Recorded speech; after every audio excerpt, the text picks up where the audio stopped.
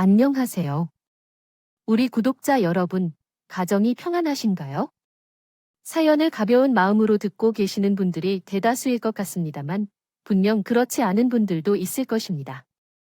지금 이 사연을 듣고 계신 분들 중에서 제가 지금 말씀드리는 것과 같은 이유로 이혼을 고민하고 계실 경우 제 이야기가 큰 도움이 될 것 같습니다. 그러니 끝까지 주의 깊게 들어주시기 바랍니다. 저는 결혼 4년 만에 이혼한 여성이며 현재 혼자 딸을 키우고 있습니다. 전 남편과는 연애를 오래 했고 서로를 사랑했던 시절이 분명히 있었습니다. 그렇기 때문에 결혼 생활을 하면서 이혼 이야기에 관한 주인공이 될 줄은 전혀 생각해보지 못했었어요. 결혼한 후에는 이전에 했던 일을 그만두고 온실 속의 화초처럼 살며 남편을 내조로 두고 있던 저는 사회생활을 안 하다 보니 제가 알던 세상이 아주 좁았어요.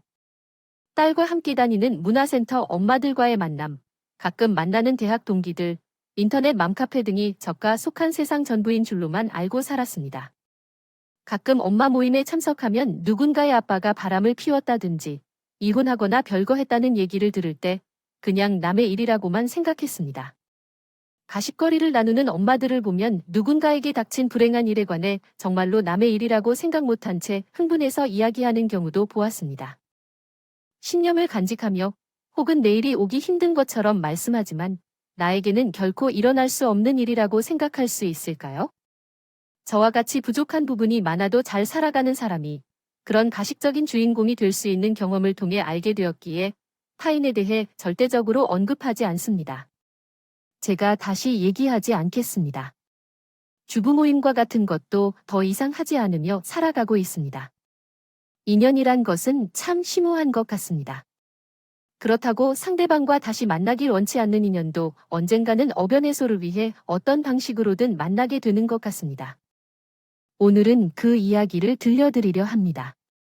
이혼한 후 1년이 지나갈 즈음 오랜만에 2살 연상인 친언니와 함께 저녁을 먹기 위해 유명한 일식집에 갔던 적이 있습니다. 작은 식당이었지만 프라이빗한 테이블은 아니었고 그곳에서 우연히 다시는 보고 싶지 않은 사람을 만났습니다. 웃으며 들어간 식당에서 자리에 앉자마자 정색하는 것을 보고 언니가 의아해하며 내게 물었어요. 너 왜 그래? 자리에 앉아야지. 저쪽 자리가 남았잖아. 얼른 거기 가서 앉아. 언니는 여기서 꼭 먹어야 한다며 내가 다시는 그 사람을 보고 싶지 않아서 말이야라는 이유를 말했습니다. 아직 우리 쪽은 안 보인 것 같으니까 그냥 나가자. 언니, 뭐 대체 누군데 그래? 내가 피할 정도면 정말 싫은 사람인가 봐. 제가 바로 지우 아빠랑 바람 피운 년이잖아. 지금 창가 2번째 자리에서 밥 먹고 있는 저 여자 말이야. 같은 동네 살아도 한 번을 안 맞추더니 오늘은 날이 아닌가 봐. 한 번 더럽네. 야, 그렇다면 내가 피할 이유가 있니? 당당하게 저 옆자리 가서 앉아야지. 오, 됐어 언니. 똥이 무서워서 피하고 더러워서 피하지. 그냥 가자. 가만히 있어봐. 근데 말이야, 저 여자랑 같이 밥 먹는 남자 말이야. 가만 보니 뭔가 분위기가 좀 껄쩍지근하다. 딱 봤더니 그 여자는 지금 남자에게 꼬시는 태도인데 우리 나가지 말고 우리 전혀 모르는 구석자리에 앉아서 뭘 할지 좀 지켜보자는 얘기야. 언니는 그 순간 동생을 이혼시킨 상대방 여성에 대한 복수심이 일어난 건지는 몰라도 솔직히 말하면 참담한 기분을 느꼈어. 시간이 지나면서 상처가 아물어가긴 했는데 내 가정을 망친 그 여자의 얼굴을 보니 어제처럼 악몽 같은 지난 일이 떠올랐어요. 그러다가 언니가 말한 대로 내 가정을 파탄낸 그 여자가 같이 밥 먹고 있는 사람은 전 남편이 아니라 다른 남자인 걸 보니 좀 이상하게 느꼈어요. 그래서 맘에 안 들어도 그 여자 눈에요. 띄어쓰기를 해주세요. 뛰지 않는 곳에 자리를 잡고 뭔 짓거리를 하는지 지켜보기로 했습니다. 결과만 말씀드리면요. 그때의 선택이 저희 울분을 해소하는데 아주 큰 역할을 해줬다는 겁니다. 과연 무슨 일이 있었을까요? 저는 식당을 나가는 상간녀의 뒤까지 밟다가 기가 막힌 장면을 목격하게 됩니다. 뒷이야기는 잠시 미뤄두겠습니다. 상간녀 뒤 밟은 이야기를 더 풀기 전에 제가 어떻게 이혼까지 하게 되었는지 먼저 말씀드려야 할 것 같아요.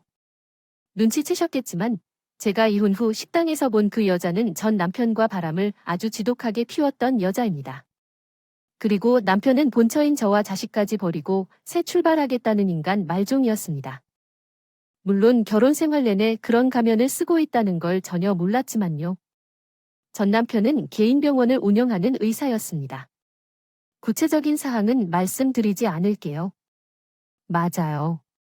능력 있고 돈을 잘 벌며 누구나 선망하는 직업이었습니다.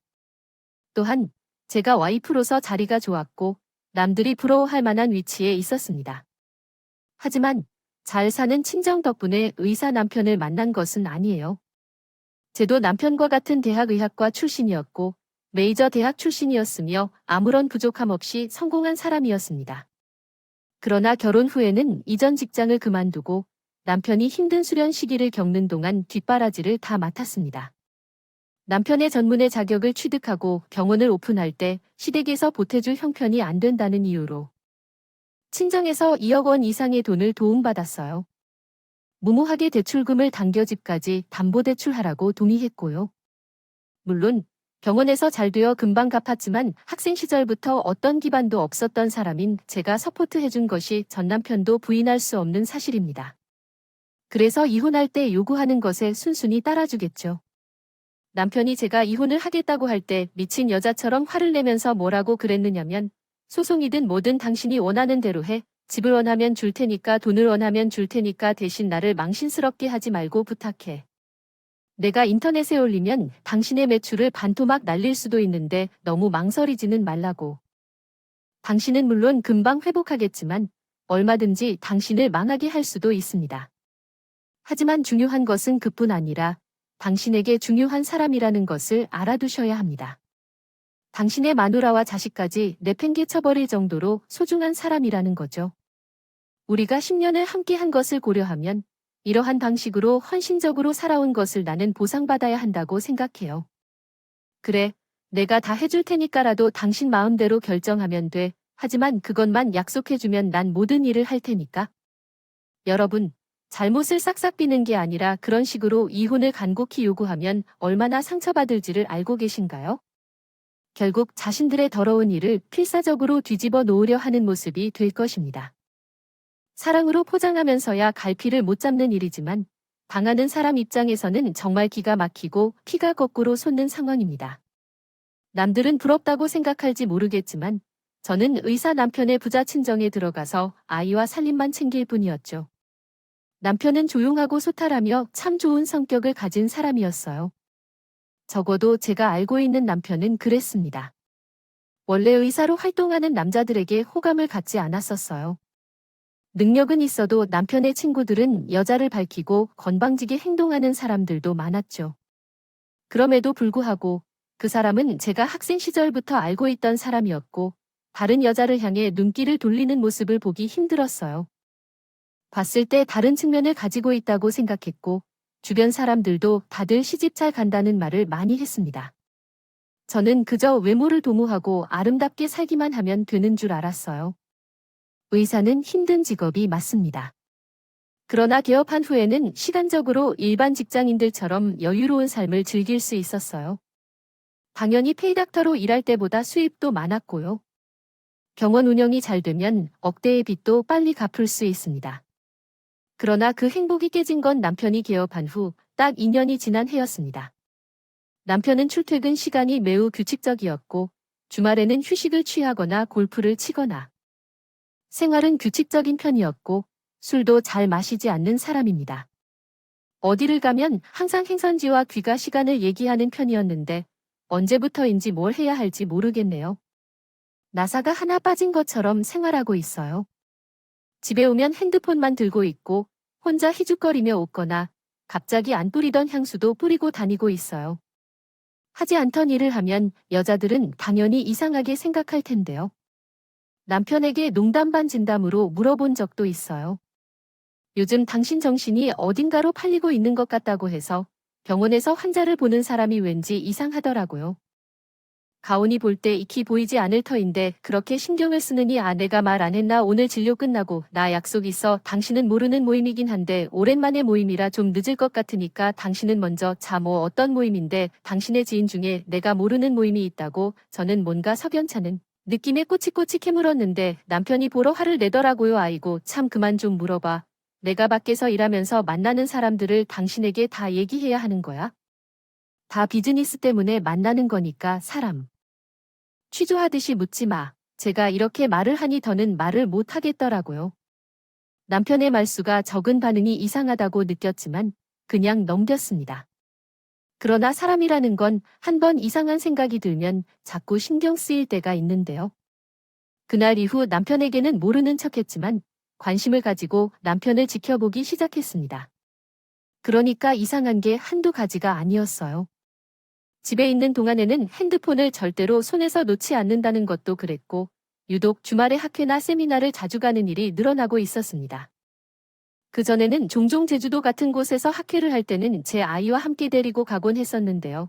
제가 이번에 함께 가자고 말했더니 대담하게 퇴짜를 맞았습니다. 하지만 20대와 30대 절반을 치열하게 살다가 개헌 때문에 스트레스를 많이 받았던 남편이 이제야 숨을 돌리고 여유를 찾는다고 생각했지만 여자가 생길 거라고는 전혀 예상하지 못했습니다. 저는 남편의 핸드폰을 뒤지는 여자도 아니고 사생활을 훔쳐다니는 정도로 에너지가 많은 사람도 아닙니다. 결론부터 말씀드리면 남편이 외도하는 것을 제가 밝혀내지는 못했습니다. 진짜 기이한 이야기죠. 상담사가 제 발로 찾아와서 남편을 요구하는 건 뻔뻔했어요. 지금도 열이 나네요. 기억하려는 곳이 분명하지만 남편의 외도를 알게 된 그날의 이야기를 해보겠습니다. 저는 알 수 없는 번호에서 오는 전화도 잘 받기 때문에 받지 않을 이유가 없었고 필요 없는 전화라면 그냥 끊으면 되니까요. 그날은 아이를 어린이집에 데리고 가려던 중이었는데 모르는 번호에서 전화가 왔어요. 평소처럼 전화를 받았는데 처음에 여보세요를 말해도 아무 대답이 없이 끊겼죠. 잘못 걸린 전화인 줄 알았어요. 그러나 몇 분 후에도 똑같은 번호로 또 전화가 왔습니다. 그런데 무슨 일로 전화를 했는지 물었더니 이상한 목소리로 여성이 대답했습니다. 이정호 씨의 부인 맞죠? 제가 할 얘기가 있어서 지금 집 앞에 왔는데요. 시간 되면 잠깐만 뵙고 싶은데요. 낯선 여성의 입에서 내 남편의 이름이 나오자 본능적으로 불길한 예감이 들었습니다. 여자의 직감은 무시할 수 없다고 하잖아요. 저는 여자친구가 참 둔감했나 보다 싶었습니다. 낯선 여성이 내 남편의 이름을 언급한 후에야 뭔가 의심스러운 일이 벌어지고 있다는 걸 알았기 때문에 요란한 일이 일어나 있었다는 것을 알게 되었습니다. 네, 그렇습니다. 저는 이종호 씨의 부인입니다. 이분은 누구신가요? 그분이 어떤 분인지 알려주세요. 만약 문제가 있으면 전화 주세요. 제가 잘 모르겠어요. 전화로 이야기하고 싶지 않지만 그럴 수밖에 없는 상황이라면 어쩔 수 없이 그렇게 하게 되겠죠. 말이 이상하게 빙 돌아가는 걸 잘 몰라서 그렇습니다. 솔직하게 이야기하겠습니다. 이정호 씨와 저는 사랑하는 관계에 있습니다. 남편을 나에게 주셔야 한다고요. 자기 남편을 나에게 주라는 말에 정신이 멍해졌습니다. 이게 무슨 얘긴지 이해가 안 됩니다. 자신의 남편 이름을 말하며 요구한다고 보니 분명 남편과 부적절한 관계를 갖고 있는 여성이 나에게 남편을 주도록 한다는 의미인 것 같아서 속 시원해졌습니다. 한 번도 의심한 적이 없었던 내 남편이 다른 여자를 만났다는 것이었죠. 믿기 힘들었지만 거짓말을 하는 것 같지는 않았습니다. 그렇지 않다면 무슨 이유로 이렇게 당당하게 전화해 내 남편을 달라는 뻔뻔한 말을 할 수 있겠어요? 저는 당황한 머리를 가다듬고 확인하려고 되물었습니다. 지금 이정호라는 사람을 달라는 게 맞아요? 내 남편이 이정호예요. 대체 그쪽이 우리 남편이랑 무슨 사이길래 이런 말도 안 되는 말을 하는 거죠? 좋아요. 내가 지금 당장 나갈 테니까 우리 만나죠. 그 여자는 어떻게 알고 온 건지 아파트 단지까지 이미 찾아왔더라고요. 단단히 각오를 하고 왔다는 걸 저도 알 수 있었습니다. 남편에게 확인 전화를 할 필요도 없다고 생각했습니다. 허겁지겁 옷을 입고 그 여자가 기다리고 있는 곳으로 나갔는데 26이나 되었을까 하는 아주 어려워 보이는 여자가 저를 기다리고 있더라고요. 그날 아침까지만 해도 평화로운 일상을 보내던 저였는데 그 전화 한 통으로 완전히 다른 세계발을 디딘 기분이었습니다. 그 여자는 대담하게도 본인 신분이 드러나는 유니폼을 입고 당당하게 저를 쳐다봤습니다. 아마 제가 일을 하지 않는 주부라는 것을 미리 알고 그랬던 것일 겁니다. 본인이 저보다 더 능력 있고 잘 낫다는 것을 애써 드러내고 싶어 했습니다. 자기 과시를 하려는 것 같아요. 그 여자는 말하자면 다 아는 항공사의 승무원이었습니다. 이미 참을 수 없게 되었지만 사실은 확인해야 했습니다.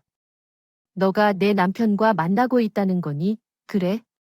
그럼 조용히 몰래 만나고 있는 내 남편에게 빼앗기거나 건방지게 와이프인 나를 찾아와. 너 이런 행동은 내 남편이 알고 있니? 그 사람이 알고 있었다면 내가 여기 올 수 있었겠어요? 와이프랑 이혼하고 나랑 결혼하고 싶어 한다고 할 때 나를 꼬시는 건 언제인가요? 계속 이혼을 안 한 채로 우리는 1년 넘게 만났는데 더는 참지 못해요. 우리 집에서도 의사 사위를 기대하고 있는데 그 사람은 인사도 못하고 있어요. 당신이 가고 있다고요? 너는 지금 어디서 그런 말을 덤덤하게 하는 거야? 내가 너 머리채를 잡아서 당장 남편 앞에 데려가지 않는 것에 감사해야 돼. 차라리 한번 머리채를 잡아줄 테니까 이혼해 줄래요? 안 그러면 나도 당신 남편이 혼인 빙자해서 나를 데리고 논 것을 병원 게시판에 공개할 줄 알아요. 나는 잃을 게 없는 사람인 것을 알아도. 오늘 내가 할 말은 다 했으니까 잘 생각해보고 결정해. 나는 우리를 기다릴 수 없어서 남편과 빨리 이혼하는 것이 본인에게도 좋을 거야. 그 사람은 당신과 사는 것은 의리 때문이라고 해. 아이를 잘 키우고 지금까지 신경 써준 것에 고마워하면서 살지 않을까? 여자로서 흥미가 오래 지속되는군요. 저로서 자존심도 상하지 않는 그런 남자와 함께하는 것은 최대한 참으려 노력했지만 일단 꿰뚫린 상태입니다. 여자로서 내 자존심을 건드리는 것은 용서가 되지 않는다고 생각되네요. 생애 처음으로 큰 소리 내며 싸움을 경험한 적은 없었지만 어디서 용기를 얻은지 그녀의 머리카락을 자꾸 흔들었습니다. 그 여자는 소리를 지르며 힘으로 대항했지만 키도 힘도 제게 우위가 있었죠. 어쩌면 인연이 어떻게 된 건지 찾아와서 누굴 내놓으라는 이야기가라도 듣느냐는 것 같더라고요. 난 남편 줄 거라고 생각하지 마세요. 이 사실을 알았으니 당연히 남편과 사이좋게 끝나지만 너도 참을 만하군요. 다음은 문법적으로 수정된 내용입니다. 웃긴 건 남이 씻던 걸 배트맨으로 생각한 거였고 다시 씻고 싶다는 생각이 듭니다. 머리채를 한 번에 뽑아 두었어야 했는데 몸싸움하는 우리를 보고 주변 사람들이 겨우 떼어놓았죠. 그러나 그 여자가 울면서 어딘가로 도망가듯 뛰어갔습니다. 저는 당당하게 집으로 돌아가 상황을 정리했습니다. 상대 여자가 직접 찾아와 남편을 내놓으라고 요구했지만 증거든 뭐든 중요하지 않았습니다. 남편은 퇴근만 기다리고 있었지만 상대 여자가 분위기를 띄운 것 같아 놀랐습니다. 저는 그날 많은 일이 있을 것 같아서 아이를 10분 거리의 친정에 맡기고 왔습니다. 그 상태였습니다. 남편은 한숨을 깊게 쉬었어요. 아마 모든 상황이 드러났기 때문에 그는 체념해야 한다는 그런 의미였겠죠. 당신, 오늘 어떤 일이 있었나요? 라고 물었어요. 내가 먼저 사과할게요. 진심으로 미안해요. 나에게 미안해요. 새파랗게 어린 여자애와 노는 걸 할 때 너무 미안했었나요? 감히 나에게 이혼하라는 요구를 하게 만들어서 미안해요. 대체 언제부터 그녀를 만나게 됐어요? 어떻게 나한테 그럴 수가 있었나요?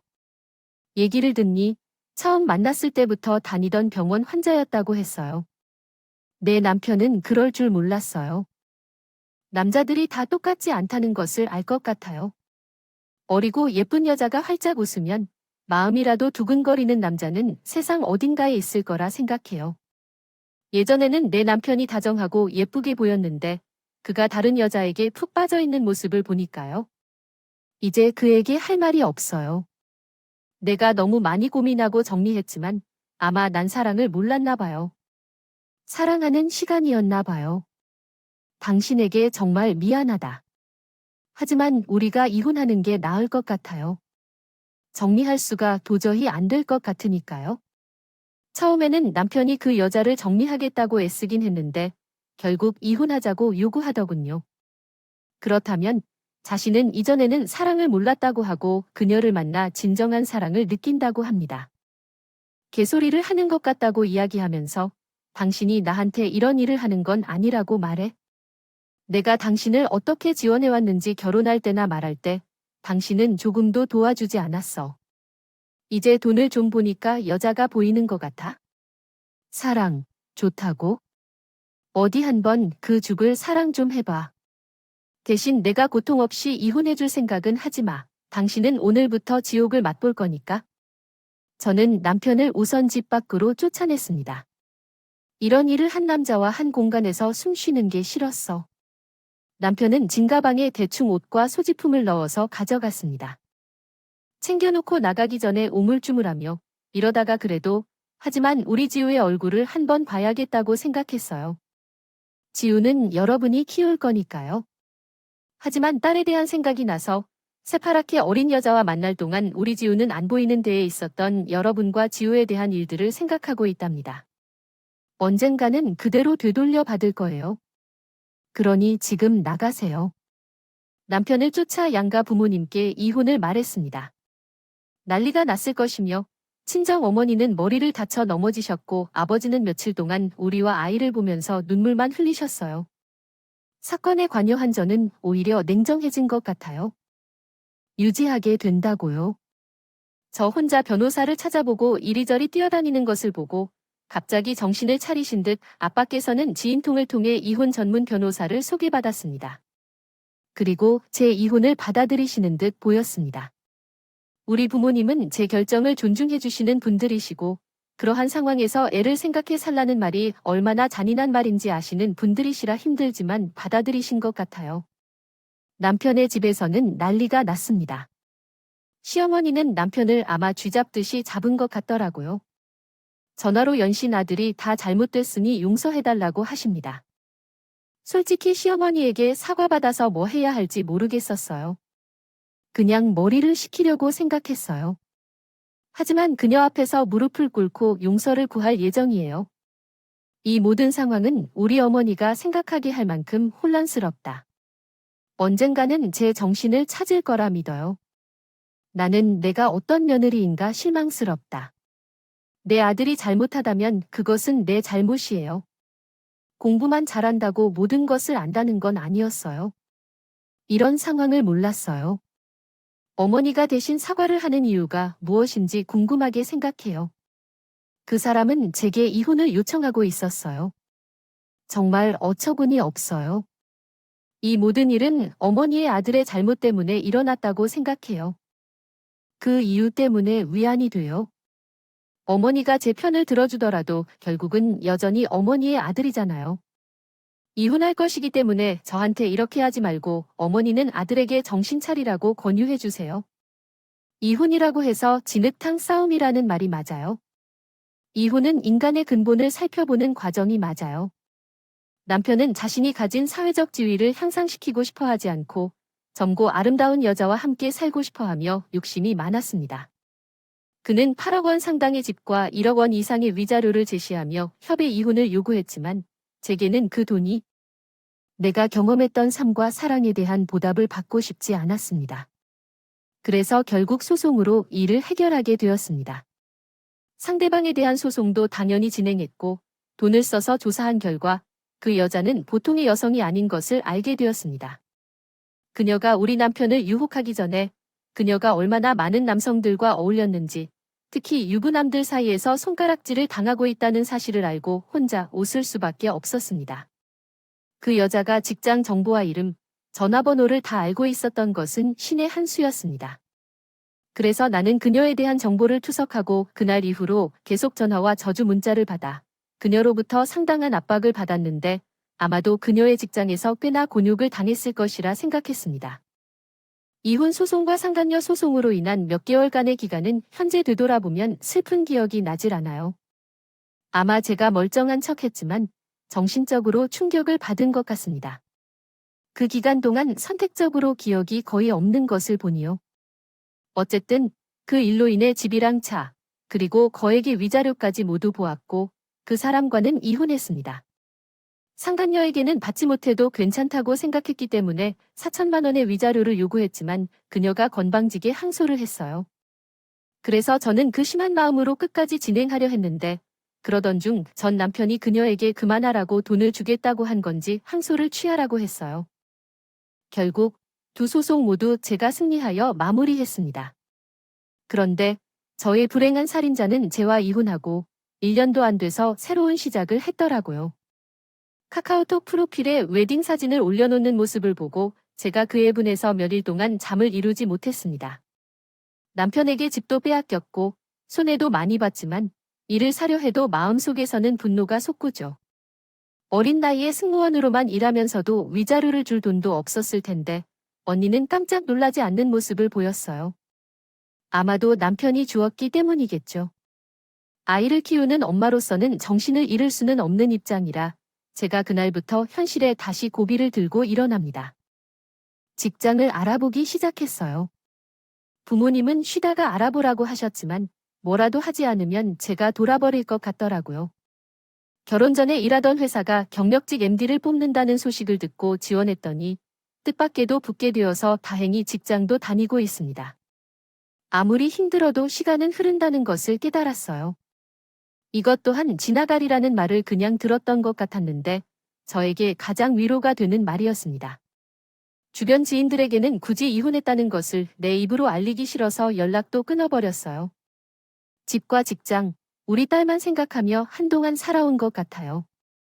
그렇게 1년 가까이 시간이 흘러가면서 조금씩 상처도 아물어가고 있었는데 난데없이 언니와 함께 간 식당에서 그러더라고요. 상간녀의 얼굴을 예기치 않게 보게 된 사연입니다. 초반에 언급했던 대로 남의 가정을 파탄내고 남편을 빼앗아 결국 결혼한 그 여자가 식당에서 다른 남자와 시시덕거리고 있었습니다. 그냥 나가려 했지만 그 여자는 나와 언니를 몰랐는지 몰랐던 것처럼 보여 언니의 추측대로 일단 그들을 지켜보기로 했습니다. 그러나 주문을 하기도 전에 그 여자는 식당을 떠나 버렸습니다. 그때 나는 그 여자의 얼굴을 몰래 보려고 메뉴판을 들어 막고 있던데 언니와 함께 그녀와 그 남자를 몰래 따라가기 시작했습니다. 약 5분 동안 몰래 따라가다가 언니가 말했습니다. 야, 저 사람들 아마도 이상하다. 난 넘겨짚기 말했는데 진짜 그렇나 보다. 현재 그들이 어딘가 들어가는 것 같아. 지금 보세요. 그들이 어딜 들어가는 건가요? 화가 내년 반 동안 계속 동네에서 뭔가를 하는 짓이라는군. 자, 담담해져야 해, 진짜로. 맞아. 기가 막혀 정말. 그가 똥을 참았지. 전현도 참 동영이네. 그새를 참지 못하고 다른 남자를 만났대. 역시 언니 예상대로 그 둘은 이상한 관계가 맞았어. 다정하게 손까지 잡고 대낮부터 모텔에 들어갔대. 언니가 몰래 동영상으로 그들의 모습을 촬영하고 있었어요. 문득 나만이 그 광경을 보는 게 너무 아까워졌어요. 언니, 다 찍었겠지? 그 동영상. 나에게 보내주세요. 뭘 하고 싶은지 정확히 알겠어? 기다려 주세요. 나 완전히 잘 찍었어. 하지만 그 여자 말이야. 지우 아빠랑 결혼한 지 얼마 되지 않았던 거 아냐. 근데 그런 척하고 다니는 건 지우 아빠가 알아야 한다. 젊은 여자와 새로운 시작을 하려고 애쓰더니 똑같이 당해보라고 그랬어. 나는 언니로부터 받은 동영상을 전 남편에게 보냈어요. 그리고 다른 말 없이 두 사람이 들어간 모텔 주소를 찍어주었어요. 분명히 그 사람, 그걸 보자마자 달려올 것 같았어요. 병원이 가까운 곳이긴 했지만 정말 20분도 안 돼서 달려올 줄은 몰랐습니다. 언니는 이 좋은 구경거리를 놓칠 수 없다고 생각했나 봐요. 흥미진진한 것을 다 기록으로 남겨놓겠다며 핸드폰으로 멀찍이서 남편을 찍더라고요. 헉헉거리며 달려온 전 남편에게 말했습니다. 동영상 봤지? 내가 다른 건 다 잊어도 나더라. 남편 내놓으라면서 당당하게 따지러 오던 그녀 얼굴은 있겠어? 들어가봤자 문 안 열어줄 테니 그냥 나올 때까지 기다리지 그래. 들어간 지 얼마 안 된 거라 아마 꽤 기다려야 할걸. 당신, 그거 정말 오늘 찍은 거 맞아? 대체 어쩌다가 내 와이프를 본 건데? 혹시 당신 우리를 감시하거나 뭐 그런? 아뇨, 무슨 말씀이신지 모르겠어요. 제가 잘못 들었나요? 식당에서 잘하는 곳에 갔다가 거기서 남자와 얘기를 해서 살짝 뒤에서 발을 밟은 것뿐이에요. 그런데 이렇게 늦은 시간에 모텔까지 가게 될 줄은 전혀 몰랐어요. 당신이 몰랐다고요? 제가 알기로는 당신이 와이프와 결혼하기 전에 여러 남자들과 홀린 적이 있었던 걸로 알고 있어서 이런 사실을 알았으면 나에게 말해주셨어야죠. 왜 그런 사실을 숨기셨는지, 굳이 이혼을 요구하는 저한테 왜 말을 해야 하는지 이해가 안 되네요. 그리고 전 단지 그 사실을 말하진 않은 것뿐이에요.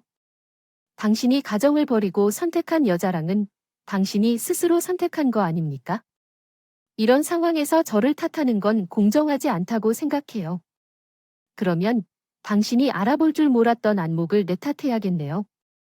엄마야, 내 말이 맞다 이거야. 같은 대로 되는 날 올 거라고 저주를 쏟아부었던데 정말 맞았어. 마리아 전 남편은 그렇게 말하며 당황한 채 자리에 앉아 있었어. 그러고 나서 울기 일보 직전인 얼굴로 계속해서 말을 이어갔지. 우리 엄마야. 나는 내게 그리고 우리 지우에게 상처 준 거 벌 받는 중이겠지. 나는 사랑이라고 생각했는데 결혼 후에 뭔가 잘못된 것 같은 게 있어. 하지만 결국 사다리를 타는 군거짓말은 몇 개가 아닌데 이제는 남자 문제로 속이 다 상하는 나라니 난 미쳤나 봐.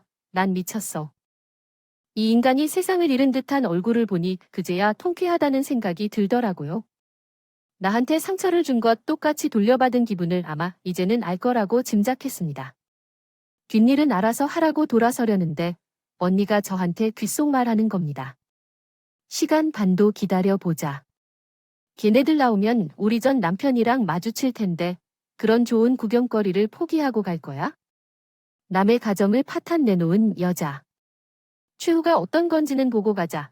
언니 말을 듣니 영 틀린 말도 아니라서 저는 이 좋은 구경거리를 좀 더 지켜보기로 했습니다. 전 남편 놈은 혼자 뭘 중얼거리며 계속 제가 보낸 동영상을 보고 또 보고 완전 정신병자 같더라고요. 얼마나 시간이 지났는지 한두 시간쯤이나 기다린 것 같아요. 그 사이 몇몇 커플이 나갈 때마다 주전자가 있던 전 남편이 달려들었던 일어나길 몇 번째였을까요? 그때 마침 기다리던 사람의 얼굴이 보였고요. 뭘 그리 좋아하는지 연신 웃으며 두 사람이 함께 걸어 나오는데 전 남편이 두 사람 앞을 갑자기 막아서더군요. 저희 언니와 저는 흥미진진하게 그 모든 장면을 촬영하고 있었습니다. 야, 김선아. 너 지금 여기서 뭐 하냐? 어머, 오빠. 여긴 어떻게 온 거야? 어떻게 오긴? 너 지금 저놈이랑 바람 피우냐? 너 나한테 운동 간다고? 이렇게 다시 작성할 수 있습니다. 그래서 어제 말씀드렸잖아요. 근데 운동하고 오면 그런 소리 할 텐데요. 어이, 뭐 하는 거예요? 여자가 유부녀인 거 몰랐냐? 오늘 나한테 죽어볼래? 와, 무슨 일이에요? 이 아줌마 결혼했다고 하지 않았잖아요. 기혼자라고 생각하고 놀았을 텐데 몰랐으니까. 방금 모텔에서 나오는 사람 입에서 그런 소리를 할까? 이렇게 해야겠네. 내 손한테 한 번 죽어봐. 전 남편이 소리 지르며 상대와 싸우려다가 상대가 자신 남편을 막으며 도망갔대요. 그 정황을 멀리서 눈으로 보고 있었죠. 목소리는 들리지 않았지만 살벌한 분위기는 느낄 수 있었습니다. 세 사람 사이에 고성이 오가던 중 홍비박산에서 도망가는 남자와 전 남편처럼 악다구니를 쓰며 싸우는 여자의 모습을 보니 예전에 저가 겪었던 고통이 떠올랐어요. 두 사람이 그 지옥을 다시 반복하고 있음을 보고는 더 이상 볼 필요가 없다고 생각해 언니와 그 자리를 떠났습니다. 그 이후의 일은 모두 전 남편이 감당해야 할 일이라 생각되어요. 정말 웃긴 건 그날 밤에 희한하게도 두 다리를 뻗고 통잠을 자는 등 한 번도 깨지 않았습니다. 하루가 멀면서 먹던 신경 안정제도 먹지 않았고 가슴 속에서는 화도 치밀어 오르지 않았죠. 그야말로 모텔에서 겪은 일들이었습니다. 앞에서 상대의 외도 문제를 발견하여 싸우는 모습을 떠올리니 웃음이 나더군요. 이게 진정한 가정 파탄에 대한 참 교훈인 것 같았습니다. 사람의 마음은 정말 이런 것인가 싶었습니다. 제가 당한 상처는 돈으로 보상을 받았다 해도 마음의 상처는 영원히 사라지지 않는다는 것을 알 수 있습니다. 그러나 나를 고통 주었던 사람들이 행복하지 않은 것을 보니 상처를 치유하는 기쁨이 들었습니다. 전 남편은 자신과 함께 사는 여자가 다른 남자와 모텔에 들락거리는 모습을 참을 사람이 아니겠습니다. 아니, 대한민국 모든 남자가 다 그러지는 않을까요? 성별을 초월하여 이야기하면 불륜으로 결합된 추악한 커플이라면 헤어짐 또한 굉장히 지저분할 것으로 생각됩니다.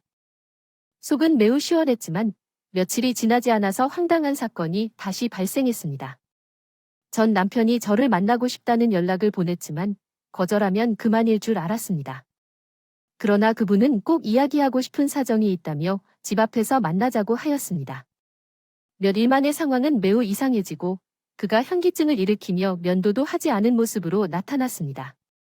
눈물을 흘리며 나를 보자마자 나는 진짜 벌을 받고 있는 것 같아. 당신과 이혼한 후 힘들게 재혼을 해서 정말로 행복하게 살고 싶었는데 왜 이런 일이 일어나는 것인지 하고 울음을 터뜨렸습니다. 당신의 말대로 나도 쓰레기고 걔도 쓰레기였나 봐. 그녀는 집에서 나를 쫓아냈어. 나는 상간을 당했고 소송하고 걔랑 이혼하려고 해. 아무래도 여우 같은 년한테 단단히 홀린 것 같아. 당신이 촬영한 거는 바람 피운 증거가 다 있으니까 나한테 돈 한 푼 못 받고 내쫓길 거야? 내 인생이 그런 여자 때문에 힘들어. 이대로 계속 억울할 것 같아. 엄마, 억울해. 당신이 내 앞에서 억울하다고 말하는 걸 들으니까 어이가 없다. 오늘 나를 왜 보자고 한 건지 용건이나 말해. 내가 당신 마음을 이제 알 것 같다. 똑같이 당해본 결과 내가 무슨 짓을 했는지 알겠어. 나는 그냥 다시는 얼굴을 들고 다니기 힘들게 거짓을 만들어줄 테니까. 너 용서해 줄 수 있어? 이렇게 부탁할게. 용서는 무엇? 이미 이혼해서 상대가 남자인데 용서가 무슨 대수야? 그냥 너는 너대로, 나는 나대로 살 수밖에. 지난 일이니까 잊을 수는 있겠지만 나는 널 용서할 수 없어. 굳이 이제서야 내게 용서를 받는다고 그게 어떤 의미가 있어? 시간이 지나면 잊혀질 텐데. 너에겐 시간이 필요하다는 건 알아? 그래서 말인데 정리하고 왔을 때 저를 받아줄 수 있겠니? 우리 지우 생각하고 이렇게 살아선 안 되는 거잖아. 너, 날 알아주겠지? 나는 아니다 싶으면 빨리 노선 변경하는 거 말이야. 확실히 정리하고 당신한테 올 테니까 우리 다시 시작하자. 이건 또 무슨 신박한 허튼 소린지. 내가 상간녀 응징하려고 동영상을 보는 걸 그 인간은 자기 인생을 구제해 주려는 걸로 착각을 했나 봅니다. 솔직히 말해서 나는 당신도 싫지만 내가 정 망친 그년이 더 싫거든. 둘이 잘 사는 꼴을 보기가 싫었을 뿐이야. 당신도 똑같이 당해보라는 마음도 있었고. 그러니까 착각하지 마. 당신이 우리 지우 아빠인 건 맞지만 나한테는 이제 아무 의미가 없는 사람이야. 당신의 말로 복을 걷어찬 거를 잘 알았다면? 그래서 나는 그것만으로도 개운하다고 생각해. 이제 그만 떠나줄래? 전 남편은 사과하면서 죄송하다고 말했어. 그래서 전에 내가 얼마나 잘 가정을 이끌어갔는지 알지 못했다고 해. 재혼한 그녀가 얼마나 부실하고 돈을 어떻게 관리하는지 한탄했어. 나는 콧물을 흘리면서 그녀에게 떠나라고 했어. 지금 그런 말이 어떤 의미가 있는지. 혹자는 다음과 같이 말할 수도 있지. 상간녀가 잘못을 저질렀다 할지라도 가정을 버리기로 결정한 건 전 남편이었으니 왜 상간녀에게 복수를 하는 거지? 제안이요.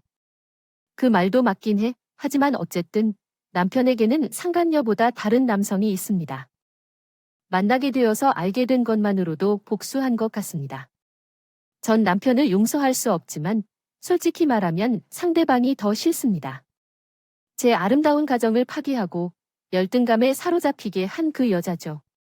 당연히 저도 마찬가지로 그녀를 부셔버리고 싶었다고 생각합니다. 남을 미워하며 살면 좋은 게 없다고 하지만 제 속마음을 이해해 주신다면 좋겠습니다. 아이 때문에 어쩔 수 없이 전 남편의 소식은 듣게 되지만요. 역시 남의 가정을 파괴한 사람의 최후는 결코 아름답지 않았습니다. 전 남편은 결심을 굳게 하고 그 여자와의 불륜으로 결혼한 그녀에 대해 이혼 소송까지 했다고 하네요. 저도 그런 과정을 겪으며 피눈물을 흘린 것처럼 전 남편 또한 힘들었을 것입니다. 겪었을 텐데 상간녀가 의사와 결혼했다고 하면서 일도 끊었다는데 아주 거짓인 거예요. 그래서 쫓겨났다는 소문을 들었습니다. 그렇게 해서 알게 된 건 그 여자는 전 남편에게 빌붙어서 또 이듬해도 살아가는 건가 봐요. 결국 인과응보라는 게 있는 듯 싶어요. 직접적인 복수를 하지 않더라도 세상은 덕을 베푸는 사람에게는 축복을 주고 악행을 범하는 인간에게는 그 죄를 반드시 갚아야 한다는 걸 깨닫습니다. 그래서 과거를 되새기며 분노하고 억울해하는 날들은 더는 없어요. 이제는 미움의 마음도 없게 됐어요. 앞날을 바라며 살아가야죠. 풀을 떨어뜨리고 예쁜 딸과 제게 사랑을 주는 우리 가족과 함께 열심히 살겠습니다. 또한 저와 비슷한 경험을 하고 계신 분들께 하고 싶은 말이 있습니다. 배우자의 외도는 결코 참지 말아야 한다고 전하고 싶습니다. 제 이혼 이야기는 여기서 마무리하겠습니다. 끝까지 들어주신 구독자분들께 감사드리며 여기서 마무리하겠습니다. 감사합니다.